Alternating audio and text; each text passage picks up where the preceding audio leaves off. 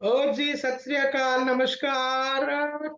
खुशामदीद। कैसे हो तुसी? कैसे हो हिंदुस्तान के साथियों? नमस्कार आपको, और पाकिस्तान से साथियों को सत श्री अकाल, आदाब। कैसे हैं आप? खैर खैरियत से हैं या नहीं?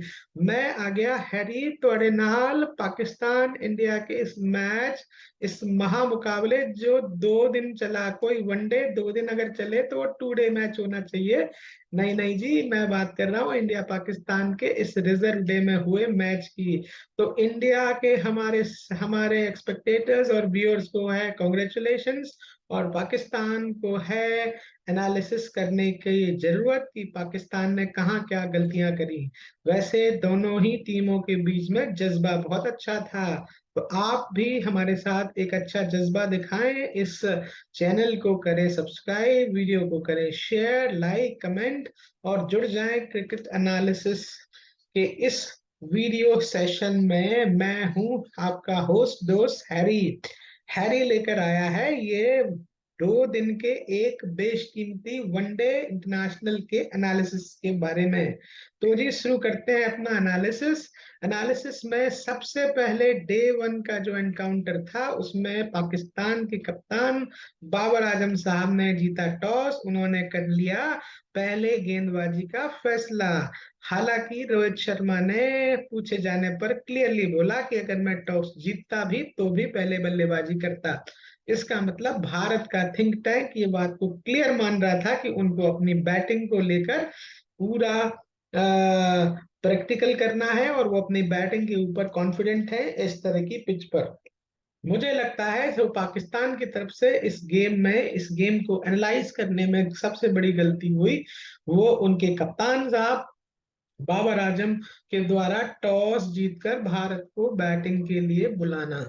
क्योंकि शायद एक रीजन उनके लिए फेवर कर सकता था, वो ये कि मैच में बारिश होने की संभावना थी, और शॉर्ट मैच में सेकंड बैटिंग करने वाली टीम को फायदा होता है। और ये मात्र एक कारण नजर आ रहा था सानू हैरिनू की, जिस वजह से पाकिस्तान ने बॉलिंग करना फैसला लिया। एनीवेज, ये डिसीजन पाकिस्तान के लिए कितना बेटर साबित हुआ, ये बात आज जस्टिफाइड हो गई। बहरहाल पाकिस्तान को इस गलतफहमी के का जो शिकार था पाकिस्तान की, उनकी बॉलिंग लाइनअप बहुत अच्छी है। इस बात में कोई दो राय नहीं है कि ये तीनों बॉलर बहुत अच्छी लाइन लेंथ से बॉल गेंदबाजी कर रहे थे। लेकिन इसमें भारत के जो इनिशियल फर्स्ट मैच में जो ओपनर्स थे, वो थोड़ा कैजुअल होकर खेल रहे थे, अप्लाई नहीं कर रहे थे। और जब रोहित शर्मा ने कल के वाले पार्ट में इस मैच में दूसरे ही ओवर में अपने आप के फेवरेट शॉट हुक को खेला और छक्का मारा, वहीं से शाहीन शाह आफरीदी को उन्होंने डिरेल कर दिया।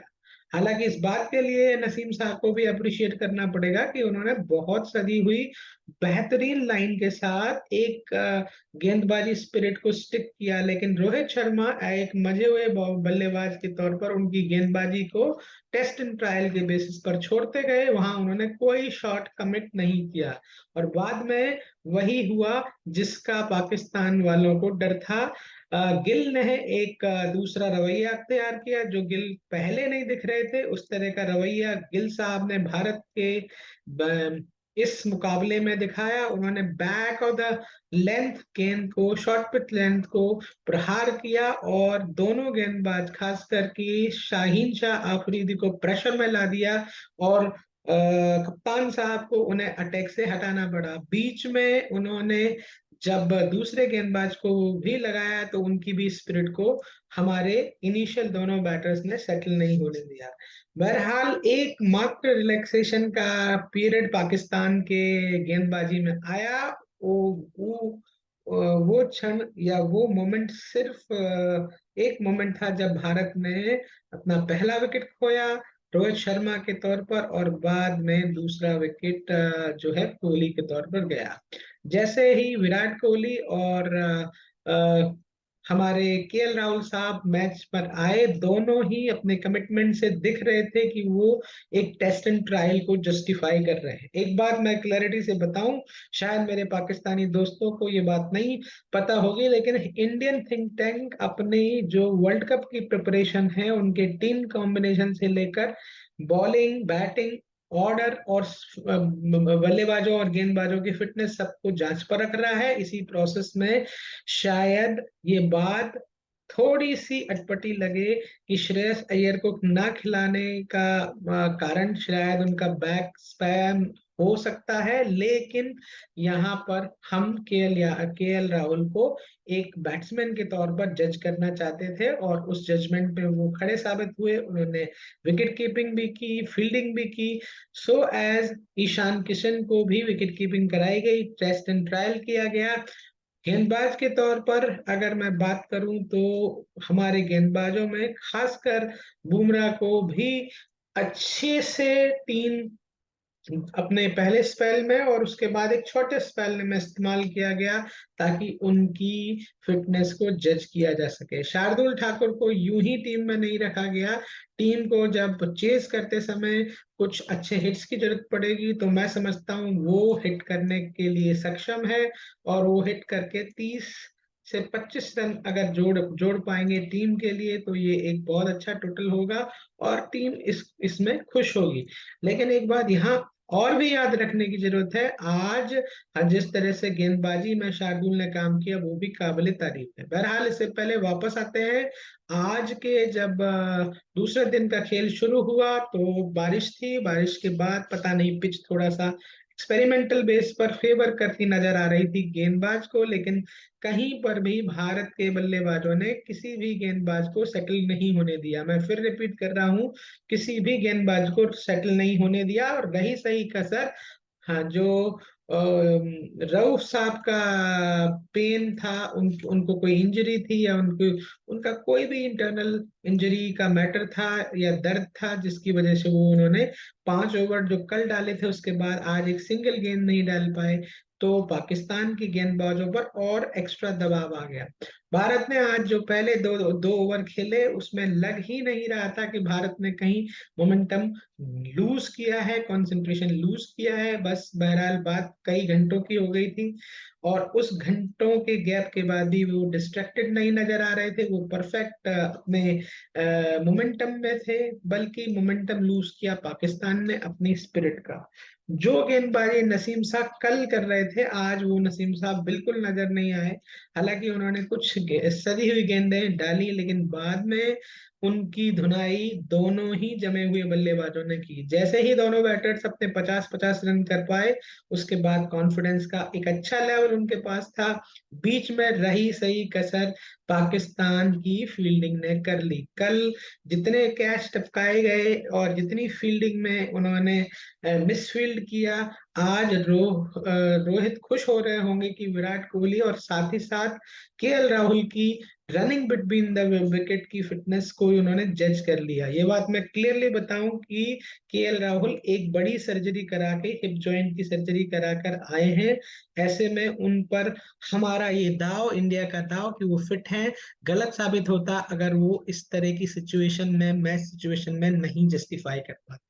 तो hats off to KL Rahul ने किया कमाल, और इस कमाल के साथ उन्होंने जड़ दिया सेंचुरी। और ये सेंचुरी उनके करियर की one of the best century हो सकती है। इस सेंचुरी के साथ उन्होंने दिखा दिया दुनिया को कि वो क्या कुछ कर सकते हैं। He is a wonderful batsman, he is a capable person, he is a person who follows the norms of the team. वो टीम मेट है। नंबर 4 की जो भारत की प्रॉब्लम है वो सॉल्व होती नजर आ रही है। अब एक ही जो बैटल है भारत में वो रह सकता है, वो ये कि नंबर 4 पर क्या श्रेयस अय्यर को वापस बुलाया जाएगा या ईशान किशन खेलेंगे साथ में। मुझे लगता है कि श्रेयस अय्यर अगर ठीक होते हैं फॉर्चुनेटली, और अगर वो थोड़े से ज्यादा इंजर्ड है, तो हो सकता है कि अब हम श्रेयस अय्यर को वर्ल्ड कप की टीम में ना देखें। लेकिन यहाँ पर कुछ चीजें क्लैरिटी ऑफ थॉट में नहीं है, ये इंटरनल टीम मैटर है, इसको टीम शेयर करेगी। क्या उनका का डिस्कशन ऑफ थॉट है और इसको हमें देखना पड़ेगा।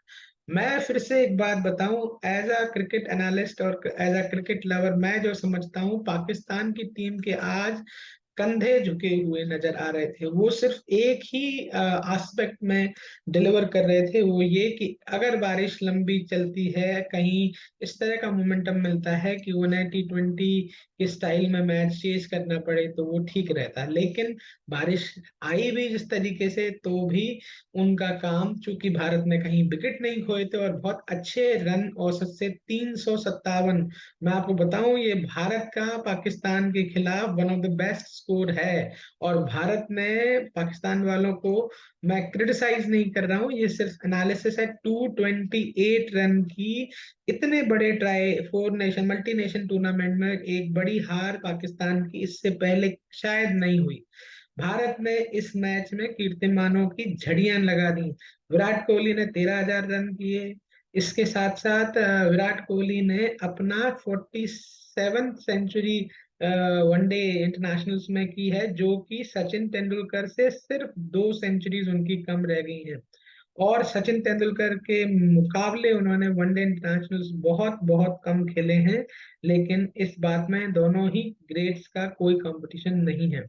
एज फार एज बाबर के बारे में बात करें या पाकिस्तान की बैटिंग की बात करें, तो जैसे ही बाबर आजम क्लीन बोल्ड हो गए थे, वो एक्सपेक्ट नहीं कर रहे थे कि हार्दिक पांड्या इतनी अच्छी गेंदबाजी कर पाएंगे। हार्दिक पांड्या उसके साथ साथ सिराज और हमारे बुमराह साहब ने गेंद का बहुत अच्छा इस्तेमाल किया दोनों एंड से। दोनों ने गेंद को स्विंग कराया और कोई लेथल गेंदबाजी न करते हुए भी हार्दिक ने सटीक लाइन लेंथ पर टप्पे को रखा और जज किया। तारीफ करनी पड़ेगी भारत के फील्डर्स की भी, उन मोमेंट्स में जहां पर गेंदबाज को सपोर्ट चाहिए रहता है, वहां पर उन्होंने गेंदबाजों को सपोर्ट किया। गिल ने कितनी खूबसूरती के साथ फकर जमान का कैच पकड़ा। उसके बाद क्लीन बोल्ड किया गया बाबर को। और मुझे लगता है बाबर के बाद जैसे रिजवान आउट हुए, मुझे लगता है पाकिस्तान नहीं संभल पा रहा था, क्योंकि उन्हें पता था कि 2 बल्लेबाज, हालांकि वो बल्लेबाज नहीं थे, 2 खिलाड़ी वैसे भी इंजर्ड हैं और वो शायद बैटिंग नहीं कर पाएंगे। उसके बाद जो रहा सहा का अक्सर काम हमारे कुलदीप यादव ने कर लिया। लेकिन मैं कुलदीप यादव से को कहीं अंडर एस्टिमेट नहीं कर रहा, ये भी भारत की टीम प्लान का एक बड़ा, गेम प्लान का एक बड़ा हिस्सा था। रविंद्र जडेजा से हालांकि लोगों को ज्यादा एक्सपेक्टेशन थी, वो शायद थोड़े अनलकी रहे, विकेट मिलने का जो कोटा हो गया कुलदीप का पूरा। लेकिन कुलदीप ने वाकई में बहुत क्वालिटी गेंदबाजी की। जिस तरह से गेंद उनकी घूम रही थी, जिस तरह से उन्होंने हवा में गेंदबाजों बल्लेबाजों को डिसीव किया, वो काबिले तारीफ था। गेंद पड़ के या तो मिडिल और लेग स्टंप के बीच में थी, या लेग बिफोर थी, या डंडे पर थी। और अगर गेंदबाज के तौर पर उनकी गेंद को मारा भी गया, तो वो कैचिंग पोजीशन पर कैच पकड़ा गया। मैं कुल मिला के एक इंडिया के टीम स्पिरिट से, इतने बड़े रन चेज के दबाव में इंडिया पाकिस्तान में, पाकिस्तान की टीम का आना स्वाभाविक बात था। और अगर ये मैच लेट से 11 ओवर पर जब खत्म हुआ था, जब पाकिस्तान 11 ओवर खेल रही थी, 9 ओवर और होने बाकी थे, अगर डकवर्थ लुइस भी लगता तो इस लिहाज से भारत बहुत आगे था। और पाकिस्तान, चूंकि उस 11 ओवर के इमीडिएट बाद जब खेलने आए, तो उन्होंने क्विकली 1-2 विकेट भी खोए, तो मुश्किल था अगर ये मैच पूरा भी नहीं होता। लेकिन जिस तरह से रोहित शर्मा की कप्तानी रही, वो भी काबिल तारीफ थी। उन्हें मालूम है कि उन्होंने 3 दिन में 2 मैच खेलने हैं, जिन मैचों को 3 दिन में खेला गया, कल 10 तारीख को, 11 तारीख को और 12 तारीख को। कायदे से तो 12 तारीख लग ही चुकी है कैलेंडर में, लेकिन मैच 2 बजे से शुरू होगा। गेम प्लान, गेम तैयारी, analysis, statistics, as far as Sri Lanka जो हम कल के मैच में खेलेंगे, वो अलग होने वाले हैं। तो भारत को अपने खिलाड़ियों को लेकर भी, उनके रेस्ट को लेकर, उनकी शेड्यूलिंग को लेकर, उनकी यूटिलिटी, खासकर जो इंजरी प्रोन है, उनको बहुत ध्यान से इस्तेमाल करना था। इसी वजह से मुझे लगता है कि 1-2 ओवर जरूर सिराज को कम डलवाए गए। क्योंकि ऑलरेडी वो फिट हैं, और बुमराह को एक दो ओवर ज्यादा डलवाया गया ताकि उनकी मैच फिटनेस भी हम चेक करना चाह रहे थे। तो मुझे लगा ओवरऑल गेंदबाजी भी अपनी लाइन लेंथ को पकड़ पाई। बल्लेबाजों में सभी बल्लेबाजों ने अपने आप को टेस्ट एंड ट्रायल किया, चाहे वो ओपनर हो, चाहे वो नंबर 3 का बल्लेबाज हो, नंबर 4 का बल्लेबाज हो। और पिछले मैच में पाकिस्तान के साथ हमारे 5 और 6 के बल्लेबाज ने भी अपने आप को प्रूव किया, और बाकी रहे से जो हमारे लोअर मिडिल ओवर के बल्ले लोअर लेवल के बल्लेबाज हैं, उनको भी अगर किसी मैच में चेस करना पड़ा तो उनके पास मौका होगा चिप इन करने का। तो एक लिहाज से भारत की एक अच्छी तैयारी इस मैच के द्वारा मैच प्रैक्टिस में भी हुई, विनिंग तो उनको मिला ही। और पाकिस्तान से इतनी बड़ी जीत से ज्यादा हैरी को क्या ही चाहिए, इंडिया को क्या चाहिए। हालांकि पाकिस्तान अच्छा खेले, लेकिन उन्होंने अपना मैच शायद वहीं गवा दिया था जहां भारत ने, या भारत के दोनों बैटर्स ने जब 100 किया, और जिस तरह से विराट कोहली ने अपना जो मोमेंटम शिफ्ट किया। जैसे मैं अभी शिफ्ट हो रहा हूँ पाकिस्तान से, तो मैच हिंदुस्तान की तरफ शिफ्ट हो गया। जैसे जैसे ही उन्होंने गियर शिफ्ट किया, वो शायद केएल राहुल से पीछे चल रहे थे, लेकिन बाद में जब उन्होंने शतक किया तो उन्होंने अपनी चेजिंग ट्रेजेक्टरी को बढ़ा लिया। तो क्या कहने इस जीत के भारत के लिए। सत श्री अकाल, सलाम, नमस्कार, सबको बधाइयां। और हालांकि पाकिस्तान को यही कह सकते हैं कि bad luck, but Pakistan is known for their bounce back. अभी टूर्नामेंट खत्म नहीं हुआ है, हमारा मुकाबला कल श्रीलंका से है। अगर हम श्रीलंका को हरा देते हैं तो हम इजीली शायद फाइनल की तरफ चले जाएंगे, क्योंकि बाकी मुकाबले पाकिस्तान को फिर बहुत जरूरी होगा कि वो अपना मैच श्रीलंका के साथ जीते, क्योंकि अब पाकिस्तान के पास शायद एक ही गेम रह जाएगा, इसके बाद इंडिया के पास एक और रह जाएगा। बहरहाल पाकिस्तान और इंडिया के मुकाबलों में क्रिटिसिज्म बहुत होता है, डोमिनेंस बहुत होता है, लेकिन हिंदुस्तान और पाकिस्तान के इस मैच में जो सौहार्द, जो फ्रेंडली नेचर दिखा, किसी भी खिलाड़ी ने एक दूसरे को टीज नहीं किया, बहुत रेस्पेक्ट एक दूसरे के लिए दिख रहा था, ये बहुत अच्छी बात है। ऑफ द फील्ड चीजें बहुत अच्छी थी, गिफ्ट दी जा रही थी। ऑन द फील्ड भी बहुत चीजें बहुत अच्छी थी, जब सलमान आगा को स्वीप करते समय रविंद्र जडेजा की एक टर्निंग बॉल लगी आंख में, तो भारतीय खिलाड़ी, खासकर विकेट कीपर और गेंदबाज, बहुत जल्दी उनके पास पहुंचे, उनका हालचाल पूछा। और ये क्रिकेट की बहुत अच्छी स्पिरिट है। तो ऐसी कई कहानियां, कई मीनिंग्स, कई लेसन्स आज के मैच ने हम सबको दिए। मुझे लग रहा है कि मैं बहुत सारी बातें करूं, लेकिन इस मैच पर और भी बातें हैं जो हम कभी और करेंगे। अभी हमारे पास डिस्कशंस के लिए और भी दायरा और समय है। तो जी, बढ़िया लगा मुझे आज का दिन। इंडिया जीत गया, पाकिस्तान हारा, लेकिन पाकिस्तान जिस तरीके से हारा वो इंडिया पाकिस्तान मैच की राइवलरी का एक मोमेंटम नहीं है। एक तरफा मैच में पाकिस्तान हार गया। अच्छा लगता पाकिस्तान चेज करता, पाकिस्तान इस स्कोर के आसपास आता, 300 प्लस या 300 के क्लोज आता, और एक कॉम्पिटेटिव टोटल बनता, भारत के बॉलर्स के ऊपर भी प्रेशर डाला जाता, तो शायद कुछ बात बनती। लेकिन पाकिस्तान ने जिस तरह से अपने आप को डिमोटिवेट किया, या वो शेल में चले गए 2-3 विकेट गिरने के बाद, थोड़ा अफसोसजनक लगा।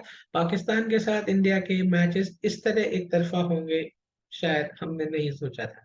बहरहाल आज कोलंबो से इस 2 दिन के मुकाबले में वनडे का एक मैच हमने जीत लिया। अभी इंडिया के पास 2 और मुकाबले हैं। कल श्रीलंका से हमें खेलना है, और उसके बाद 15 तारीख को, जहां तक मुझे लगता है, भारत का जो है बांग्लादेश के साथ मुकाबला है। उसके बाद हम तय कर पाएंगे कि एशिया कप की फाइनलिस्ट टीम कौन है। हालांकि अभी मोमेंटम तीनों टीमों के अंदर, हिंदुस्तान और श्रीलंका और पाकिस्तान के बीच मोमेंटम इक्विलिब्रियम है। हालांकि बांग्लादेश को भी अंडर एस्टिमेट नहीं कर सकते।